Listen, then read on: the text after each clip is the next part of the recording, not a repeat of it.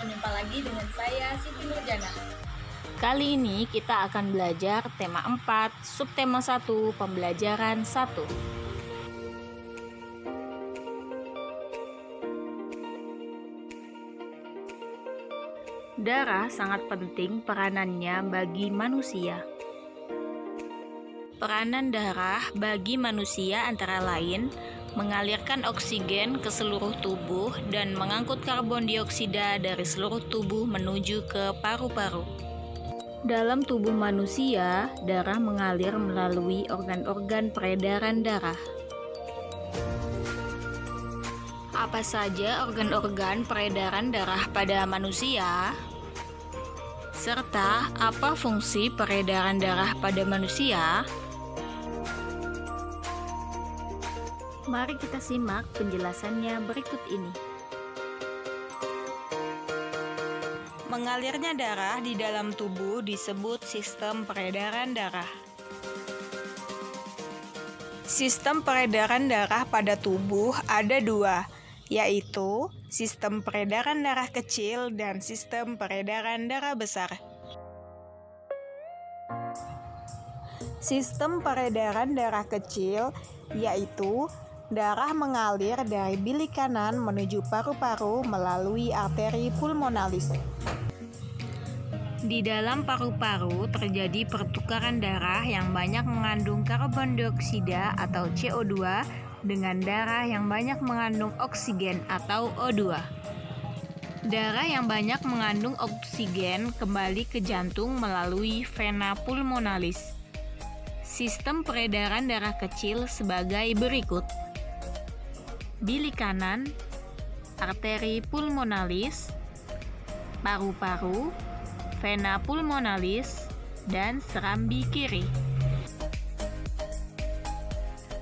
Sistem peredaran darah besar, yaitu darah yang banyak mengandung oksigen atau O2 mengalir dari bilik kiri jantung ke seluruh tubuh kecuali paru-paru melalui arteri besar atau aorta.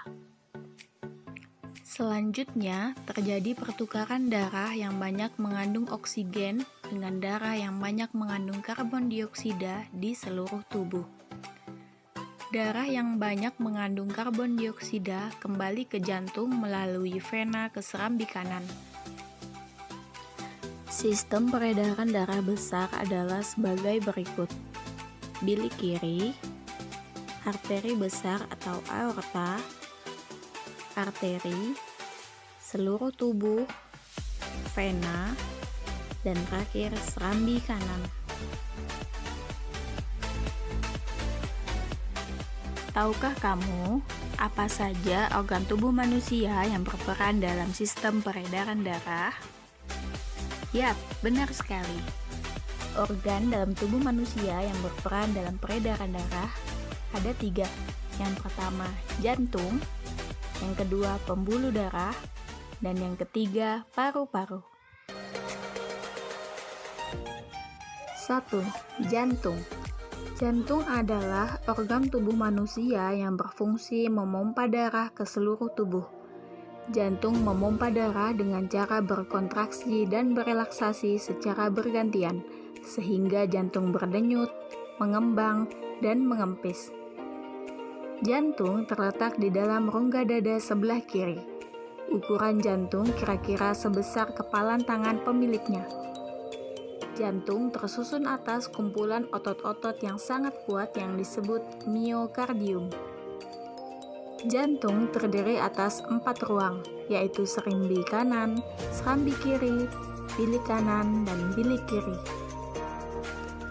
Antara bagian kanan dan kiri jantung dibatasi oleh sekat jantung yang disebut katup jantung. Katup jantung berfungsi untuk mencegah bercampurnya darah yang mengandung oksigen dengan darah yang mengandung karbon dioksida.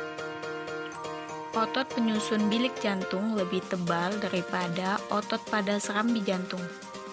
Hal ini disebabkan tugas bilik jantung lebih berat.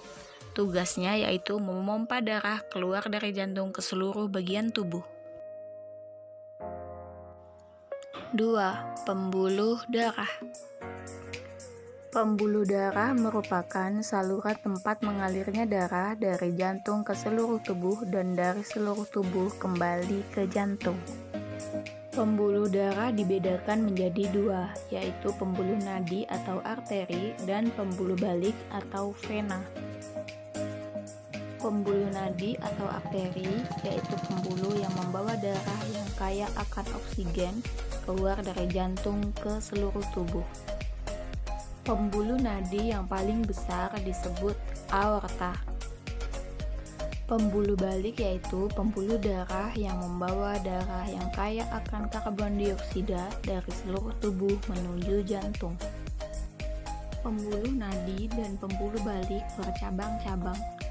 Ujung cabang pembuluh terkecil disebut pembuluh kapiler. Pembuluh kapiler sangat halus, berdinding tipis, dan berpori. Dalam pembuluh kapiler ini terjadi pertukaran dua zat, yaitu antara oksigen dan karbon dioksida. 3. Paru-paru. Dalam proses peredaran darah, paru-paru berperan sebagai penyuplai oksigen ke dalam darah. Paru-paru terdiri atas ribuan tabung bercabang. Tabung bercabang yang jumlahnya ribuan semakin ke ujung semakin mengecil. Pada ujung yang mengecil terdapat kantong udara. Kantong udara tersebut dinamakan alveoli. Masing-masing alveoli memiliki jaringan halus kapiler. Pada jaringan halus kapiler inilah terjadi pertukaran oksigen dan karbon dioksida.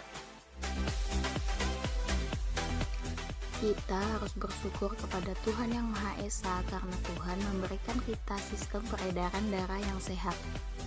Salah satu cara bersyukur yaitu dengan berpantun. Rambutku lebat, rambutku subur, tidak dapat dipasang jepitan.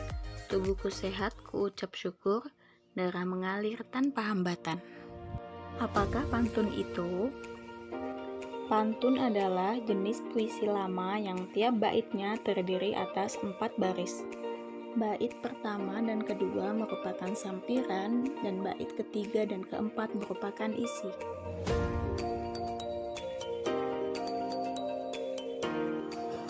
Demikianlah pembelajaran pada hari ini. Wassalamualaikum